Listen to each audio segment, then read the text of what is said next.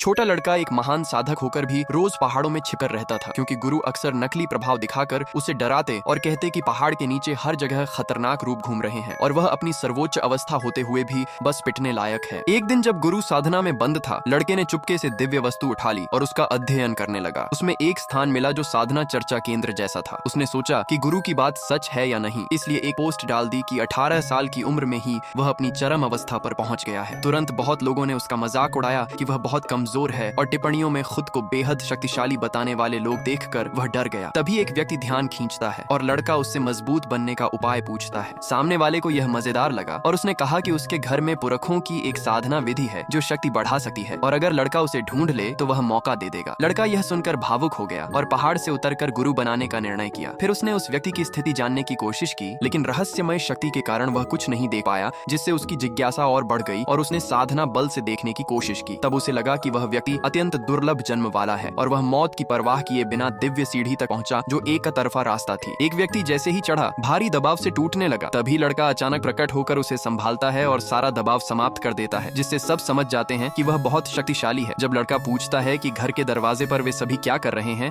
तो हत्यारे डर कर भाग जाते हैं। उस व्यक्ति ने उसे घर बुलाना चाहा, लेकिन लड़का गुरु की खोज में था, इसलिए उसने मना कर दिया। वह व्यक्ति सोचकर दंग रह गया कि उसका गुरु कितना शक्तिशाली होगा, जबकि लड़का उसी के घर आया। पर पहरेदारों ने उसे अंदर नहीं जाने दिया और उसके शक्तिशाली होने के दावे पर उसे पागल समझकर भगा दिया। गुस्से में लड़के ने दोनों पहरेदारों को पल में हरा दिया और वे दरवाजा बंद कर छिप गए। लड़के ने मुख्य द्वार की तस्वीर भेजकर भीतर जाने की अनुमति मांगी और लड़की को लगा कि यह मजाक सच मानकर आ गया है और उसने उसे भाव चिन्ह भेजे, जिन्हें लड़के ने रहस्य समझकर अपनी शक्ति से पहरेदारों को धोखा दिया और अंदर पहुंच गया। उस समय लड़की स्नान कर रही थी और पहरेदारों की रिपोर्ट से उसने सोचा कि लड़का इतना मूर्ख नहीं। तभी लड़का स्नान कक्ष में पहुंच गया और कहने लगा कि वह मार्गदर्शन लेने आया है, जिस पर लड़की चौंक गई और उसकी बहन चिल्लाने लगी। लड़के ने सफाई दी कि वह चोरी छिपे नहीं आया, बल्कि गुरु ढूंढने आया है। घर की मालकिन उसे पकड़वाना चाहती थी, पर लड़की ने कहा कि उसका दिमाग ठीक नहीं। मालकिन को शक था कि यह दुश्मनों का भेजा हुआ हो सकता है। वहीं घर के मुखिया को पता चला कि किसी ने उसकी बेटी को नहाते समय देखा और वह गुस्से में आया, पर लड़के को पहचान कर चौंक गया कि यह वही है जिसने उसकी जान बचाई थी। लड़की ने कहा कि उसके पिता शक्तिशाली हैं, वे आसानी से घायल नहीं हो सकते। फिर भी घर का मुखिया खुश हुआ कि लड़का उसकी बेटी को देखकर अब दामाद बनेगा, पर पत्नी, बेटी और लड़का सभी ने विरोध किया। लड़के ने कहा कि वह साधारण है और इतने श्रेष्ठ परिवार में नहीं आ सकता, क्योंकि उसे उनमें कोई साधना शक्ति महसूस नहीं होती। तभी दुश्मन परिवार शादी में लड़ाई के लिए आया और एक योद्धा ने लड़की को मंच से गिरा दिया, पर उसकी चोट हल्की थी। लड़का हैरान हुआ और समझ गया कि वह तुरंत ठीक हो सकती है। फिर लड़के ने पूछा कि वे लोग शक्ति क्यों नहीं इस्तेमाल कर रहे, जिस पर सबने उसे मूर्ख समझा। दुश्मन योद्धा ने उसे चुनौती दी और कहा कि वह एक हाथ से भी नहीं हारेगा।